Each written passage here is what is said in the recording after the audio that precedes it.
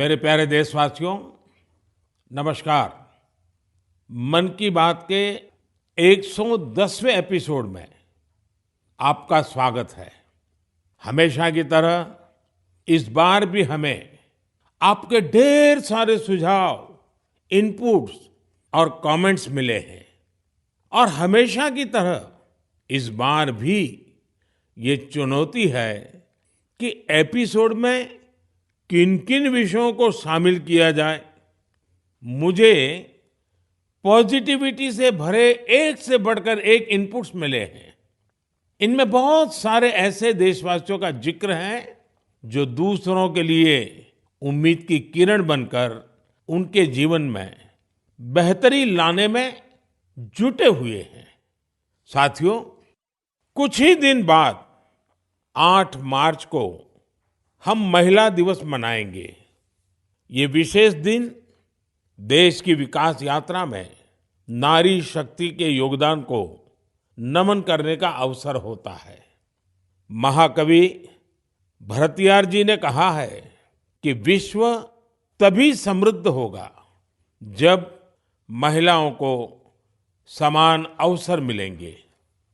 आज भारत की नारी शक्ति हर क्षेत्र में प्रगति की नई ऊंचाइयों को छू रही है।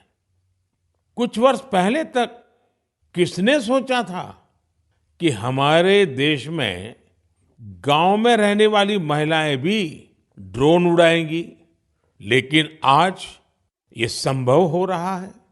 आज तो गांव-गांव में ड्रोन दीदी की इतनी चर्चा हो रही है, हर किसी की जुबान पर नमो ड्रोन दीदी, नमो ड्रोन दीदी ये चल पड़ा है। हर कोई इसके विषय में चर्चा कर रहा है। एक बहुत बड़ी जिज्ञासा पैदा हुई है और इसलिए मैंने भी सोचा कि क्यों ना इस बार मन की बात में एक नमो ड्रोन दीदी से बात की जाए। हमारे साथ इस वक्त नमो ड्रोन दीदी सुनीता जी जुड़ी हुई हैं, जो उत्तर प्रदेश के सीतापुर से हैं। आइए उनसे बात करते हैं। सुनीता देवी जी, आपको नमस्कार। नमस्ते सर। अच्छा सुनीता जी, पहले मैं आपके विषय में जानना चाहता हूँ, आपके परिवार के विषय में जानना चाहता हूँ। थोड़ा कुछ बता दीजिए। सर, हमारे परिवार में 2 बच्चे हैं, हमें हस्बैंड हैं, माता जी हैं मेरी। आपकी पढ़ाई क्या हुई Sunita ji? Sir, BA final है। और वैसे घर में कारोबार वगैरह क्या है? कारोबार वगैरह खेती-बाड़ी संबंधित करते हैं, खेती वगैरह। अच्छा सुनीता जी, ये ड्रोन दीदी बनने का आपका सफर कैसे शुरू हुआ? आपको ट्रेनिंग कहाँ मिली? कैसे कैसे बदलाव क्या आया? मुझे पहले से जानना है। जी, सर ट्रेनिंग हमारी फूलपुर इफ्को में हुआ था, इलाहाबाद में, और वहीं से हमको ट्रेनिंग मिली है। तो तब तक आपने ड्रोन के विषय में सुना था कभी? सर, सुना नहीं था। एक बार ऐसे देखे थे, कृषि विज्ञान केंद्र जो सीतापुर का है, वहाँ पे हमने देखा था। पहली बार वहाँ देखा था हमने ड्रोन। सुनीता जी, मुझे ये समझना है कि मानो आप पहले दिन गए, जी। पहले दिन आपका ड्रोन दिखाया होगा, फिर कुछ बोर्ड पे पढ़ाया गया होगा, कागज पे पढ़ाया गया होगा, फिर मैदान में ले जाके प्रैक्टिस, क्या क्या हुआ होगा? आप मुझे बस समझा सकती है पूरा वर्णन? जी जी सर, पहले दिन सर हम लोग जब गए हैं तो उसके दूसरे दिन से हम लोगों की ट्रेनिंग शुरू हुई थी। पहले तो थ्योरी पढ़ाई गई थी, सब क्लास चले थे 2 दिन। क्लास में ड्रोन में क्या क्या पार्ट हैं, कैसे कैसे आपको क्या क्या करना है, ये सारी चीजें थ्योरी में पढ़ाई गई थी। तीसरे दिन सर हम लोगों का पेपर हुआ था। उसके बाद में फिर सर एक कंप्यूटर पे भी पेपर हुआ था। मतलब पहले क्लास चला, उसके बाद में टेस्ट लिया गया, फिर प्रैक्टिकल करवाया गया था हम लोगों का। मतलब ड्रोन कैसे उड़ाना है, कैसे कैसे मतलब आपको कंट्रोल कैसे संभालना है, हर चीज सिखाई गई थी प्रैक्टिकल के तौर में। फिर ड्रोन काम क्या करेगा, वो कैसे सिखाया? सर, ड्रोन काम करेगा कि जैसे अभी फसल बड़ी हो रही, बरसात का मौसम या कुछ भी ऐसे बरसात में दिक्कत होती, खेत में फसल में हम लोग घुस नहीं पा रहे हैं, तो कैसे मजदूर अंदर जाएगा। तो इसके माध्यम से हम बहुत फायदा किसानों को होगा और वहाँ खेत में घुसना भी नहीं पड़ेगा। हमारा ड्रोन जो हम मजदूर लगा के अपना काम करते हैं, वो हमारा ड्रोन से मेड़ पे खड़े होके हम अपना वो कर सकते हैं। कोई कीड़ा मकोड़ा अगर खेत के अंदर है, उससे हमें सावधानी भी बरतनी रहेगी, कोई दिक्कत नहीं हो सकती है। और किसानों को भी बहुत अच्छा लग रहा है। सर, हमने 35 एकड़ स्प्रे कर चुके हैं अभी तक। तो किसानों को भी समझ है कि इसका फायदा है। जी सर, किसानों को बहुत संतुष्ट होते हैं, कह रहे हैं बहुत अच्छा लग रहा है, समय का भी बचत होता है, सारी सुविधा आप खुद देती हैं, पानी दवा सब कुछ आप साथ में रखती हैं और हम लोगों को सिर्फ आके खेत बताना पड़ता है कि कहाँ से कहाँ तक मेरा खेत है और सारा काम आधा घंटे में ही निपटा देती। तो ये ड्रोन देखने के लिए और लोग भी आते होंगे फिर तो। सर, बहुत भीड़ लग जाती है ड्रोन देखने के लिए, बहुत सारे लोग आ जाते हैं।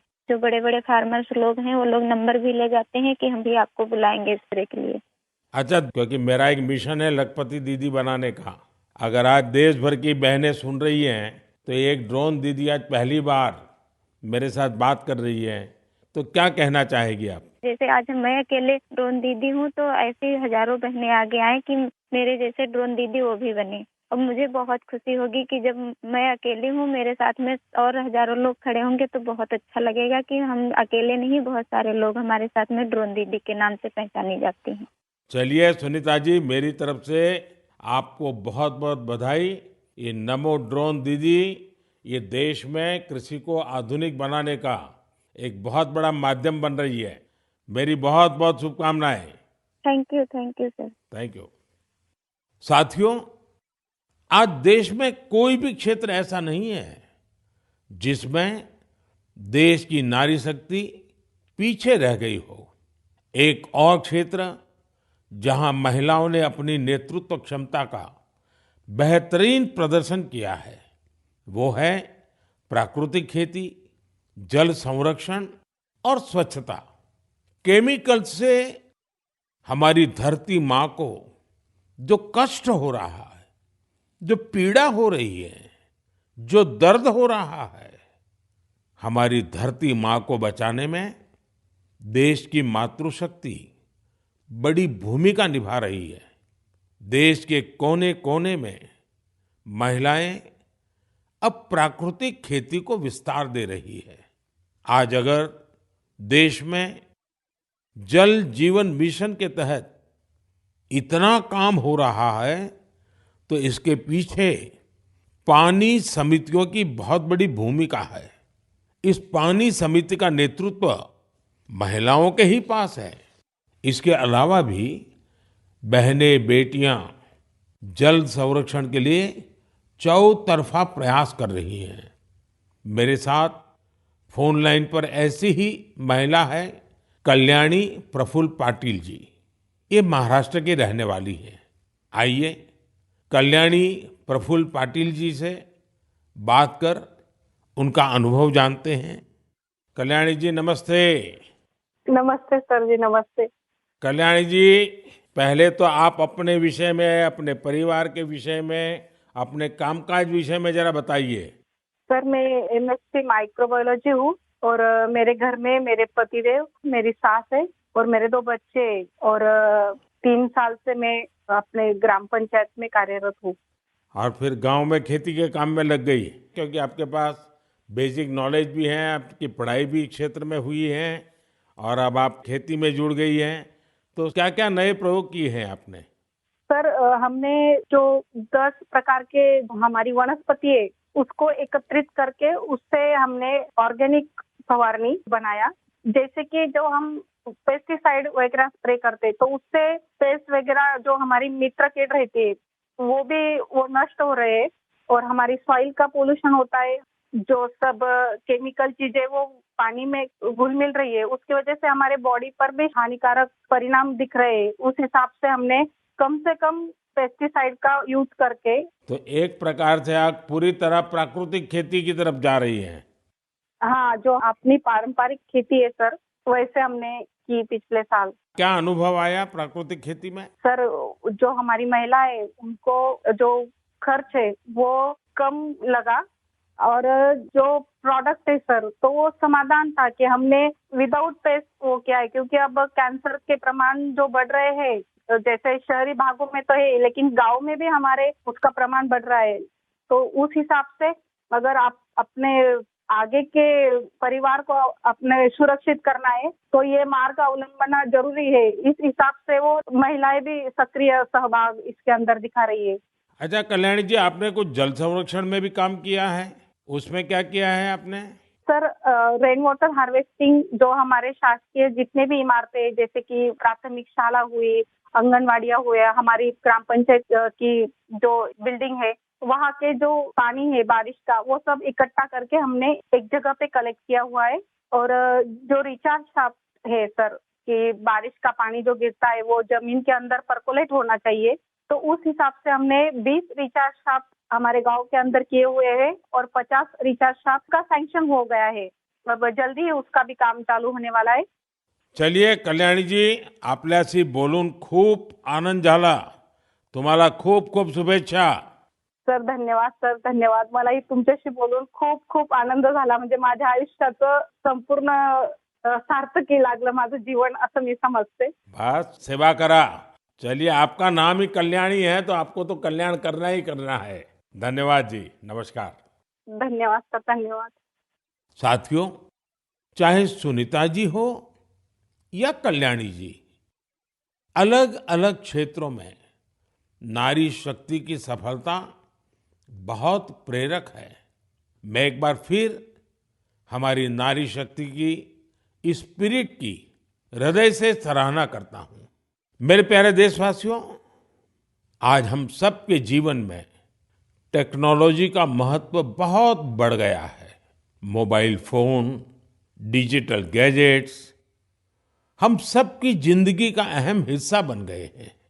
लेकिन क्या आप कल्पना कर सकते हैं कि डिजिटल गैजेट्स की मदद से अब वन्य जीवों के साथ तालमेल बिठाने में भी मदद मिल रही है.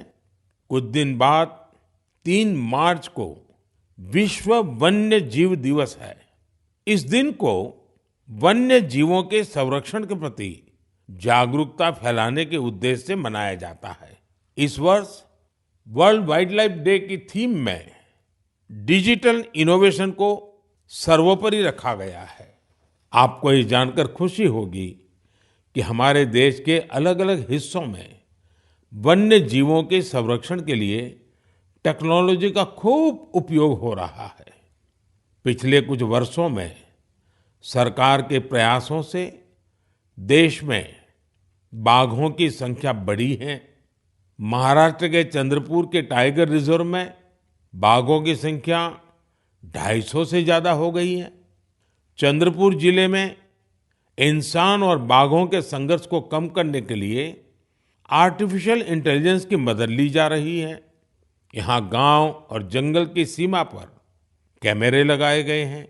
जब भी कोई बाघ गांव के करीब आता है, तब एआई की मदद से स्थानीय लोगों को मोबाइल पर अलर्ट मिल जाता है.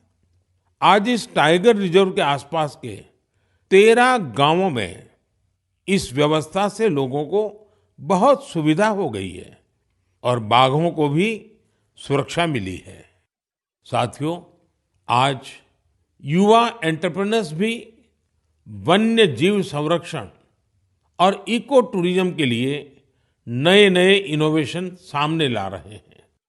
उत्तराखंड के रुड़की में रोटर प्रिसिशन ग्रुप्स ने wild life institute of India के सहयोग से ऐसा ड्रोन तैयार किया है जिससे केन नदी में घड़ियालों पर नजर रखने में मदद मिल रही है.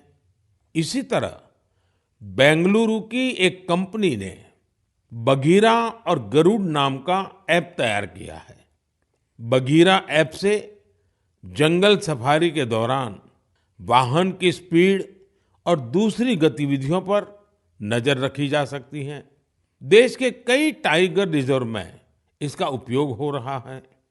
आर्टिफिशियल इंटेलिजेंस और इंटरनेट ऑफ थिंग्स पर आधारित गरुड़ ऐप को किसी सीसीटीवी से कनेक्ट करने पर रियल टाइम अलर्ट मिलने लगता है। वन्य जीवों के संरक्षण की दिशा में इस तरह के हर प्रयास से हमारे देश की जैव विविधता और समृद्ध हो रही है। साथियों, भारत में तो प्रकृति के साथ तालमेल हमारी संस्कृति का अभिन्न हिस्सा रहा है। हम हजारों वर्षों से प्रकृति और वन्य जीवों के साथ सह अस्तित्व की भावना से रहते आए हैं। अगर आप कभी महाराष्ट्र के मेलघाट टाइगर रिजर्व जाएंगे तो वहां स्वयं इसे अनुभव कर सकेंगे। इस टाइगर रिजर्व के पास खटकली गांव में रहने वाले आदिवासी परिवारों ने सरकार की मदद से अपने घर को होम स्टे में बदल दिया है। ये उनकी कमाई का बहुत बड़ा साधन बन रहा है। इसी गांव में रहने वाले कोरकू जनजाति के प्रकाश जामकर जी ने अपनी 2 हेक्टेयर जमीन पर 7 कमरों वाला होम स्टे तैयार किया है। उनके यहाँ रुकने वाले पर्यटकों के खाने पीने का इंतजाम उनका परिवार ही करता है। अपने घर के आसपास उन्होंने औषधीय पौधों के साथ आम और कॉफी के पेड़ भी लगाए हैं। इससे पर्यटकों का आकर्षण तो बढ़ा ही है, दूसरे लोगों के लिए भी रोजगार के नए अवसर बने हैं। मेरे प्यारे देशवासियों, जब पशुपालन की बात करते हैं तो अक्सर गाय भैंस तक ही रुक जाते हैं, लेकिन बकरी भी तो एक अहम पशुधन है जिसकी उतनी चर्चा नहीं होती है। देश के अलग अलग क्षेत्रों में अनेकों लोग बकरी पालन से भी जुड़े हुए हैं। ओडिशा के कालाहंडी में बकरी पालन गांव के लोगों की आजीविका के साथ साथ उनके जीवन स्तर को ऊपर लाने का भी एक बड़ा माध्यम बन रहा है। इस प्रयास के पीछे जयंती महापात्रा जी और उनके पति बीरेन साहू जी का एक बड़ा फैसला है। ये दोनों बेंगलुरु में मैनेजमेंट प्रोफेशनल्स थे, लेकिन इन्होंने ब्रेक लेकर कालाहांडी के सालेभाटा गांव आने का फैसला लिया। ये लोग कुछ ऐसा करना चाहते थे जिससे यहाँ के ग्रामीणों की समस्याओं का समाधान भी हो, साथ ही वो सशक्त भी बने। सेवा और समर्पण से भरी अपनी इसी सोच के साथ इन्होंने माणिकस्तु एग्रो की स्थापना की और किसानों के साथ काम शुरू किया। जयंती जी और बीरेन जी ने यहाँ एक दिलचस्प माणिकस्तु गोट बैंक भी खोला है। वे सामुदायिक स्तर पर बकरी पालन को बढ़ावा दे रहे हैं। उनके गोट फार्म में करीब दर्जनों बकरियां हैं। माणिकस्तु गोट बैंक इसने किसानों के लिए एक पूरा सिस्टम तैयार किया है। इसके जरिए किसानों को 24 महीने के लिए 2 बकरियां दी जाती हैं। 2 वर्षों में बकरियां 9 से 10 बच्चों को जन्म देती हैं। इनमें से 6 बच्चों को बैंक रखता है, बाकी उसी परिवार को दे दी जाती हैं जो बकरी पालन करता है। इतना ही नहीं, बकरियों की देखभाल के लिए जरूरी सेवाएं भी प्रदान की जाती हैं। आज 50 गांवों के 1000 से अधिक किसान इस दंपत्ति के साथ जुड़े हैं। उनकी मदद से गांव के लोग पशुपालन के क्षेत्र में आत्मनिर्भरता की ओर बढ़ रहे हैं। मुझे ये देखकर बहुत अच्छा लगता है कि विभिन्न क्षेत्रों में सफल प्रोफेशनल्स छोटे किसानों को सशक्त और आत्मनिर्भर बनाने के लिए नए नए तरीके अपना रहे हैं। उनका यह प्रयास हर किसी को प्रेरित करने वाला है। मेरे प्यारे देशवासियों, हमारी संस्कृति की सीख है परमार्थ परमो धर्मः, यानी दूसरों की मदद करना ही सबसे बड़ा कर्तव्य है। इसी भावना पर चलते हुए हमारे देश में अनगिनत लोग निस्वार्थ भाव से दूसरों की सेवा करने में अपना जीवन समर्पित कर देते हैं। ऐसे ही एक व्यक्ति है बिहार में भोजपुर के भीम सिंह भवेश जी। अपने क्षेत्र के मुसहर जाति के लोगों के बीच इनके कार्यों की खूब चर्चा है। इसलिए मुझे लगा कि क्यों न आज इनके बारे में भी आपसे बात की जाए। बिहार में मुसहर एक अत्यंत वंचित समुदाय रहा है, बहुत गरीब समुदाय रहा है। भीम सिंह भवेश जी ने इस समुदाय के बच्चों की शिक्षा पर अपना फोकस किया है ताकि उनका भविष्य उज्जवल हो सके। उन्होंने मुसहर जाति के करीब 8,000 बच्चों का स्कूल में दाखिला कराया है। उन्होंने एक बड़ी लाइब्रेरी भी बनवाई है जिससे बच्चों को पढ़ाई लिखाई की बेहतर सुविधा मिल रही है। भीम सिंह जी अपने समुदाय के सदस्यों के जरूरी डॉक्यूमेंट बनवाने में, उनके फॉर्म भरने में भी मदद करते हैं। इससे जरूरी संसाधनों तक गांव के लोगों की पहुंच और बेहतर हुई है। लोगों का स्वास्थ्य बेहतर हो, इसके लिए उन्होंने 100 से अधिक मेडिकल कैंप्स लगवाए हैं। जब कोरोना का महासंकट सिर पर था, तब भीम सिंह जी ने अपने क्षेत्र के लोगों को वैक्सीन लगवाने के लिए भी बहुत प्रोत्साहित किया। देश के अलग-अलग हिस्सों में भीम सिंह भवेश जी जैसे कई लोग हैं जो समाज में ऐसे अनेक नेक कार्यों में जुटे हैं।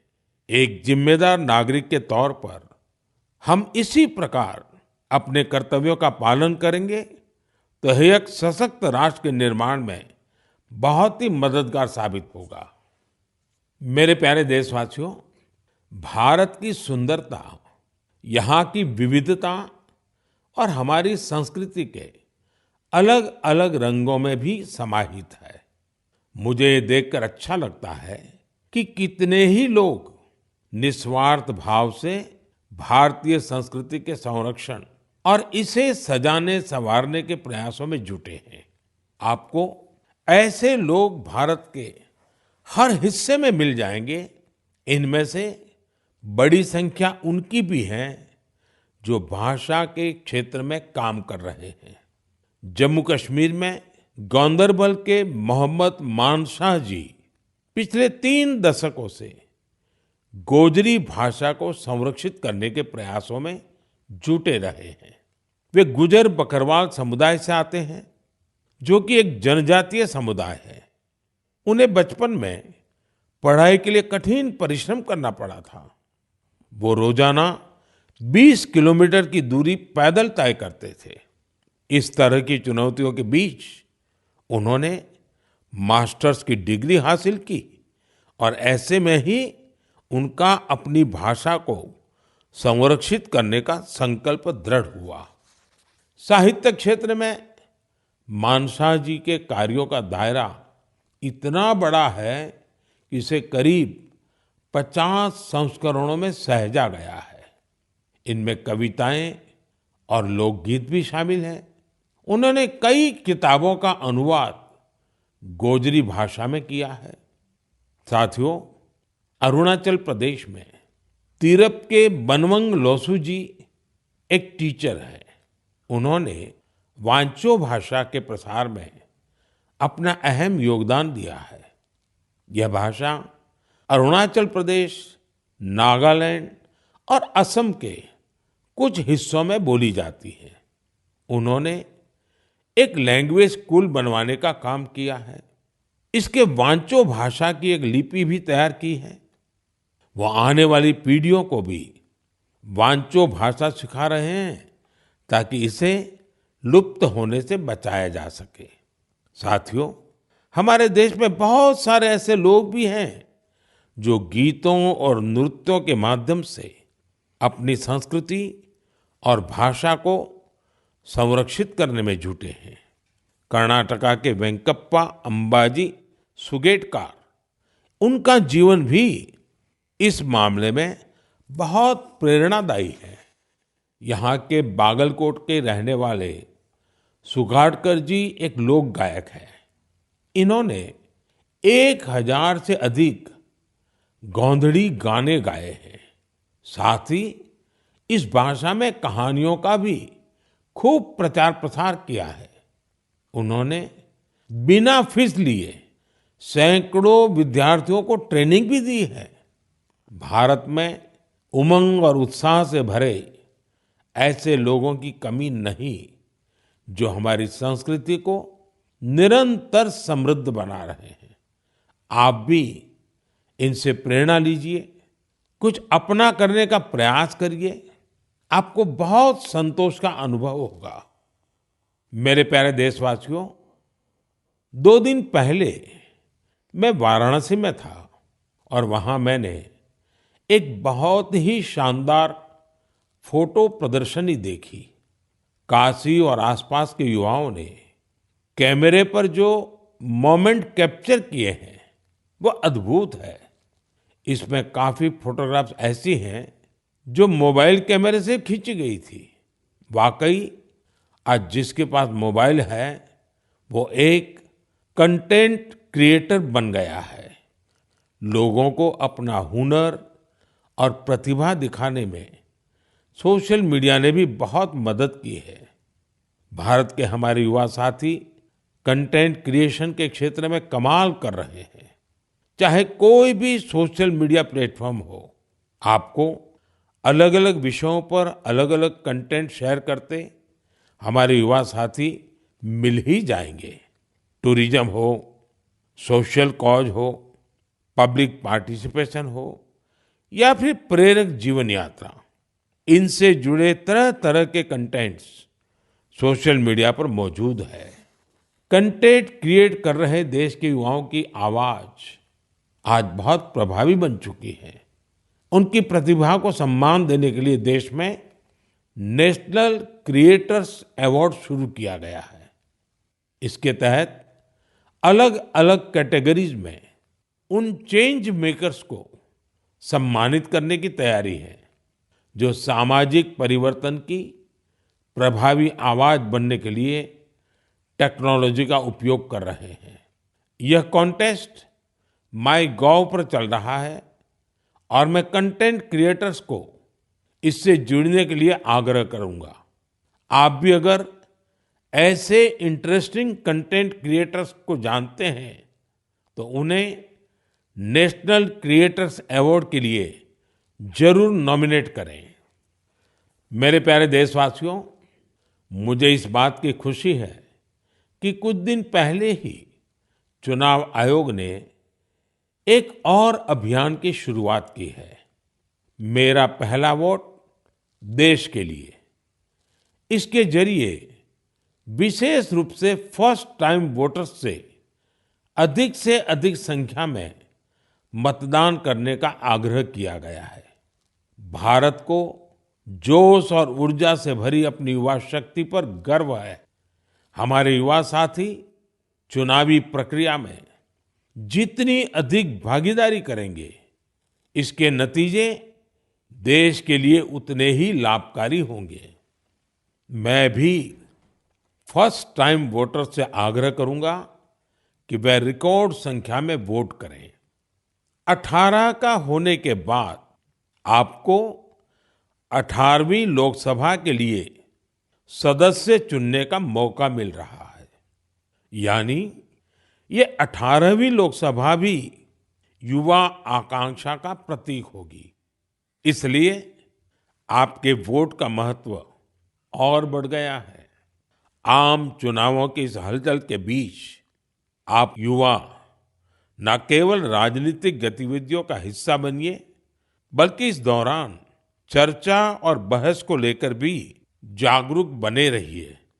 और याद रखिएगा, मेरा पहला वोट देश के लिए। मैं देश के इन्फ्लुएंसर्स को भी आग्रह करूंगा, चाहे वो खेल जगत के हो, फिल्म जगत के हो, साहित्य जगत के हो, दूसरे प्रोफेशनल्स हो या हमारे इंस्टाग्राम और यूट्यूब के इन्फ्लुएंसर्स हो, वो भी इस अभियान में बढ़ चढ़कर हिस्सा लें और हमारे फर्स्ट टाइम वोटर्स को मोटिवेट करें। साथियों, मन की बात के इस एपिसोड में मेरे साथ इतना ही। देश में लोकसभा चुनाव का माहौल है और जैसा कि पिछली बार हुआ था, संभावना है कि मार्च के महीने में आचार संहिता भी लग जाएगी। ये मन की बात की बहुत बड़ी सफलता है कि बीते 110 एपिसोड में हमने इसे सरकार की परछाई से भी दूर रखा है। मन की बात में देश की सामूहिक शक्ति की बात होती है, देश की उपलब्धि की बात होती है। ये एक तरह से जनता का, जनता के लिए, जनता द्वारा तैयार होने वाला कार्यक्रम है। लेकिन फिर भी राजनीतिक मर्यादा का पालन करते हुए लोकसभा चुनाव के इन दिनों में अब अगले 3 महीने मन की बात का प्रसारण नहीं होगा। अब जब आपसे मन की बात में संवाद होगा तो वो मन की बात का 111वां एपिसोड होगा। अगली बार मन की बात की शुरुआत 111 के शुभ अंक से हो तो इससे अच्छा भला क्या होगा। लेकिन साथियों, आपको मेरा एक काम करते रहना है। मन की बात भले 3 महीने के लिए रुक रहा है, लेकिन देश की उपलब्धियां थोड़ी रुकेंगी। इसलिए आप मन की बात हैशटैग के साथ समाज की उपलब्धियों को, देश की उपलब्धियों को सोशल मीडिया पर डालते रहें। कुछ समय पहले एक युवा ने मुझे एक अच्छा सुझाव दिया था। सुझाव ये कि मन की बात के अब तक के एपिसोड में से छोटे-छोटे वीडियो YouTube शॉर्ट्स के रूप में शेयर करना चाहिए। इसलिए मैं मन की बात के श्रोताओं से आग्रह करूंगा कि ऐसे शॉर्ट्स को खूब शेयर करें। साथियों, जब अगली बार आपसे संवाद होगा तो फिर नई ऊर्जा, नई जानकारियों के साथ आपसे मिलूंगा। आप अपना ध्यान रखिए। बहुत बहुत धन्यवाद। नमस्कार।